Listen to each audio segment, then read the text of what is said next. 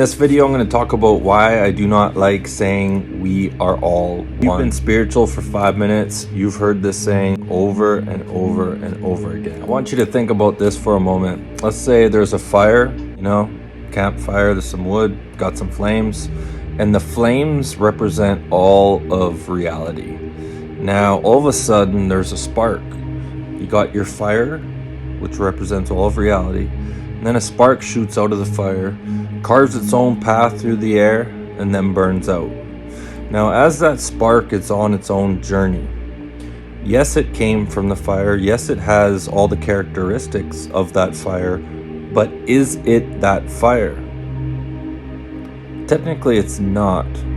That fire created that spark and sent it off on its own path. October 20th, 2020, I had a visitation from the soul of Jesus, and not only did I start to remember past lives, being a soul in between past lives, one of the things that happens when the soul of Jesus comes to you, it dissolves all this fog and confusion, and I started to remember all these things. And one of the things that I remember is floating through the cosmos, in between universes. And there comes a point in time on your journey through the cosmos that you'll reach a point where it's kind of like a crossroads. Basically, you have to choose a path to the left or a path to the right, and depending on your path, you're going to have options to incarnate into a bunch of realities where you forget who you truly are, you forget that you are God, and you have to start from scratch. Or you can go to the right, and the other option is to incarnate into realities where you remember who you are.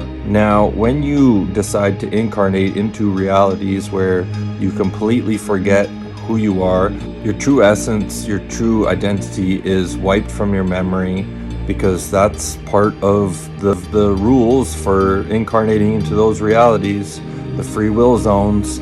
When you choose to incarnate into the path where you forget who you are, you need to understand that you are gambling with basically everything, because the consciousness you take out of an incarnation is what you're left with on the other side.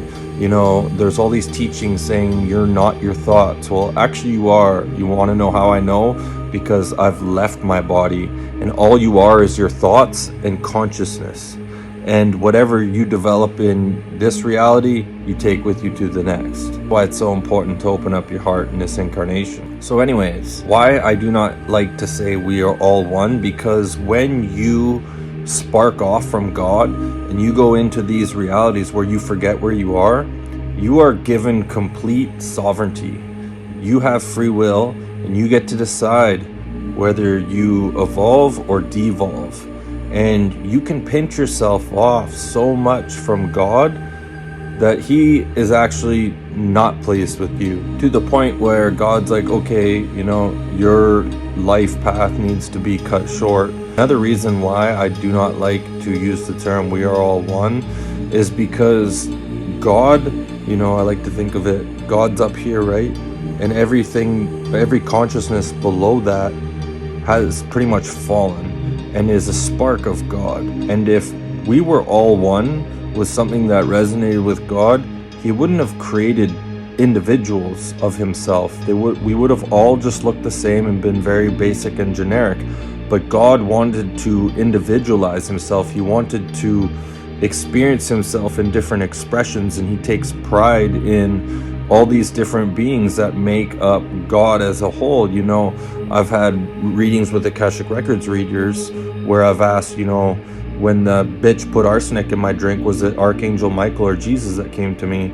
And she's like, well, it doesn't matter because we're all one. And it's like, well, if it didn't matter, then God never would have individualized Himself as different aspects in the beginning. We all would have been just some iRobot kind of thing, all looking the same, right?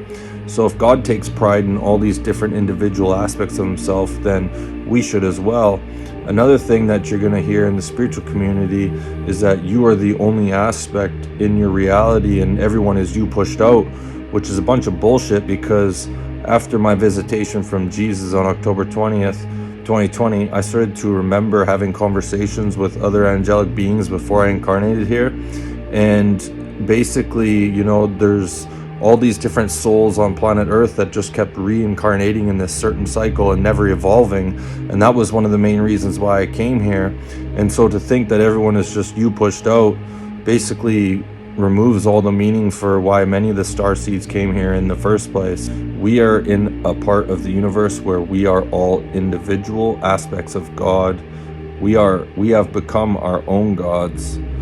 We are all gods. We are here to remember that we are gods. This is why I do not like saying we are all one, even though it is true to some degree.